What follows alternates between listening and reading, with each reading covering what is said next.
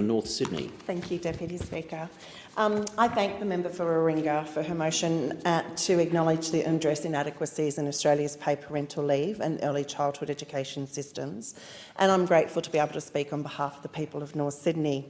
Initially introduced in 2011, in its broadest context, the Australia's paid parental leave scheme is one of the least adequate in the developed world. The existing paid parental leave bill from 2010 offers families up to just 20 weeks paid leave at a minimum wage.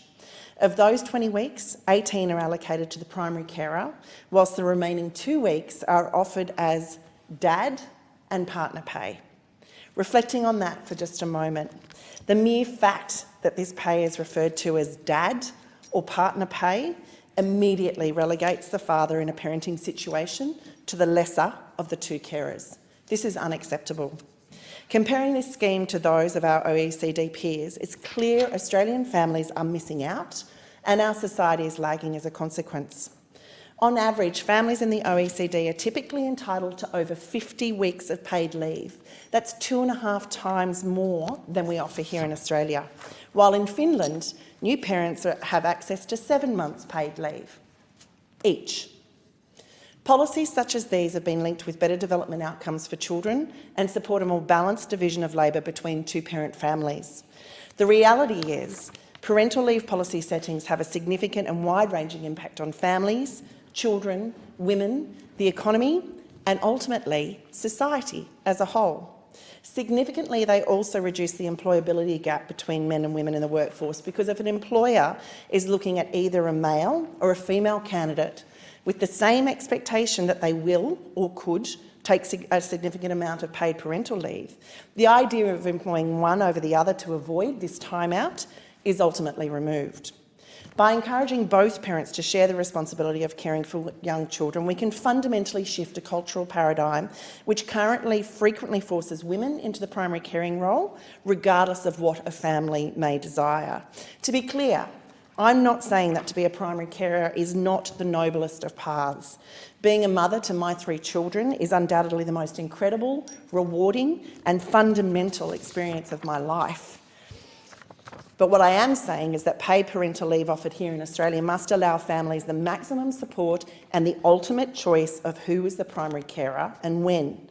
As the Grattan Institute noted in a report last year, greater sharing of childcare is one of the best ways to improve women's economic security.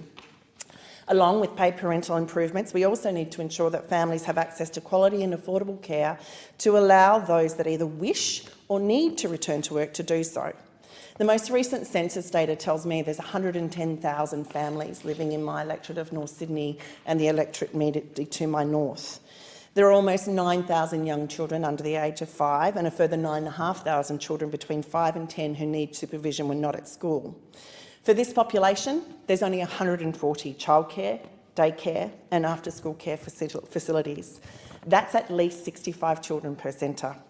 From my conversations with childcare operators, workers and parents, it's clear that more federal government leadership, coordination and support is needed. Order. A division has been called for in the House. The proceedings are suspended to enable honourable members to attend the division. The proceedings will resume when the Chair of the Federation Chamber is resumed at the conclusion of the division or subsequent divisions.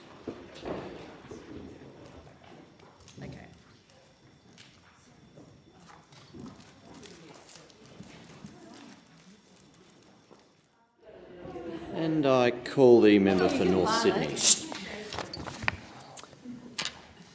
From my conversations with childcare operators across North Sydney, workers and parents, it's clear that more federal government leadership, coordination and support is needed. Childcare centres are struggling with school shortages while existing workers are overwhelmed and underpaid. Meanwhile, families cannot find spaces and affordability is a massive issue, with some facing fees of up to $200 a day. As one North Sydney parent put it to me, I've worked extremely hard to work in a management position in the tech industry. My inability to get back to work due to my inability to gain childcare is detrimental to myself and also to the perception of women and mothers in the workforce, something that needs to change. Despite very positive conversations in this chamber today, the reality is our current government has no plans to address the inadequacy of our paid parental leave program. And in fact, we heard earlier this morning from the member from Bendigo that one of the reasons that can't be addressed is because it would take at least 50 weeks to bring about significant changes. It takes 40 weeks to make a new human being and just $600 million to enable us to meet the desires of our community to have 26 weeks paid parental leave. I not only support this motion, I urge the government to heed it and step in to what is an unacceptable situation here in Australia. Thank you.